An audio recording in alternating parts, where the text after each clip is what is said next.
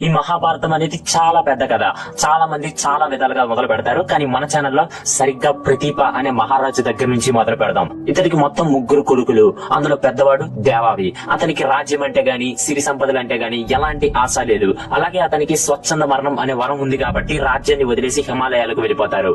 అక్కడ అతనికి అతి సుందరమైన శంబాల నగరం కనిపిస్తుంది. కల్కి భగవానుడు కూడా ఇక్కడే పుడతారు అని తెలుసుకున్న దేవావి అక్కడే కలియుగం చివరి వరకు ఉండాలని నిశ్చయించుకొని ఉండిపోతారు. ఇంకో రెండో కొడుకు పేరు బాహ్లికుడు. ఇతను చిన్నప్పటి నుంచి వాళ్ళ మేనమామ దగ్గర ఎక్కువ పెరగడం వల్ల అతనికి రాజ్యం గురించి కానీ, రాజరికం గురించి కానీ ఏ మాత్రం కూడా తెలియదు. అయితే అందులో చివరి అంటే 3వ కుమారుడే సంతనుడు. అతనే ఇంకా ప్రతీపుడికి ఆశగా మారాడు. అయితే ఒక రోజు ప్రతీపుడు గంగా నది తీరంలో ధ్యానం చేస్తుంటే గంగా అనే ఒక అమ్మాయి అతన్ని చూసి చాలా ఇష్టపడింది. ఈ గంగా అనే అమ్మాయి ఇంకెవరో కాదు, స్వయంగా గంగాదేవియే. వెంటనే గంగాదేవి వెళ్లి నేరుగా అతని కుడి తొడపై కూర్చుంది. వెంటనే ప్రతీపుడు కళ్ళు తెరిచి చూస్తే ఒక అమ్మాయి తన తొడ మీద కూర్చుని ఉంది.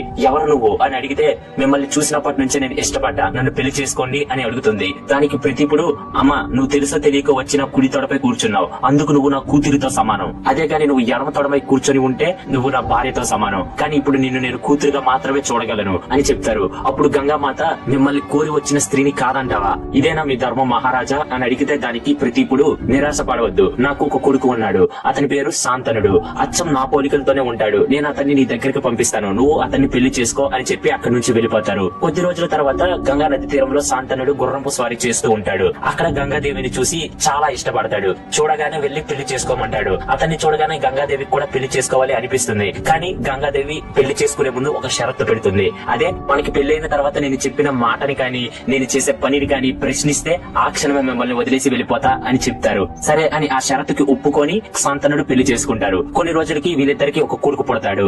ఆ ఆనందంలో శాంతనుడు ఉండగా ఆ కొడుకుని గంగాదేవి నది తీరానికి తీసుకుని వెళ్లి నదిలో పడేస్తుంది. దానికి అతనికి కోపం వచ్చినా అప్పుడు ఇచ్చిన మాట వల్ల ఏమనలేకపోతారు. అలా 7 సంతానం పుడతారు. కానీ వాళ్ళు పుట్టగానే వెళ్లి నదిలో పడేస్తూ ఉంటారు. అయితే 8వ సంతానం కూడా పుట్టగానే తనను కూడా నదిలో పడేయడానికి సిద్ధమవుతుంది గంగాదేవి. ఇంకా తన కోపాన్ని ఆపుకోలేక, నాకు వారసుడు కావాలి, నువ్వు మళ్ళీ ఇలా చేయడానికి వీలు లేదు గంగా అని చెప్పగానే గంగాదేవి, మీరు నాకు ఇచ్చిన మాటను తప్పారు, నేను చేసిన పనిని ప్రశ్నించారు కాబట్టి నేను మిమ్మల్ని వదిలేసి వెళ్ళిపోతున్నా. కానీ వారసుడు అని అంటున్నారు కాబట్టి ఈ పిల్లాన్ని ఒక పెద్ద యోధుని చేసి మీకే మళ్ళీ తిరిగి ఇచ్చేస్తా అని చెప్పి అక్కడి నుంచి పిల్లాన్ని పట్టుకొని గంగాదేవి వెళ్ళిపోతుంది. ఫ్రెండ్స్, ఇక్కడ మీరు గంగాదేవి అలా ఎందుకు చేశారు అని అనుకుంటూ ఉంటే, ఆ 8 మంది పిల్లలు ముందు జన్మలో వశిష్ఠుడి చేత శపించబడ్డారు. వచ్చే జన్మలో మనిషిలా పుట్టి మళ్ళీ మరణిస్తేనే వాళ్ళకి శాప విమోచనం కలుగుతుంది అని చెప్పారు. అందుకే గంగాదేవి వాళ్ళు పుట్టగానే వాళ్ళని చంపేసి వాళ్ళని శాప విముక్తుల్ని చేసేవారు. అంతే.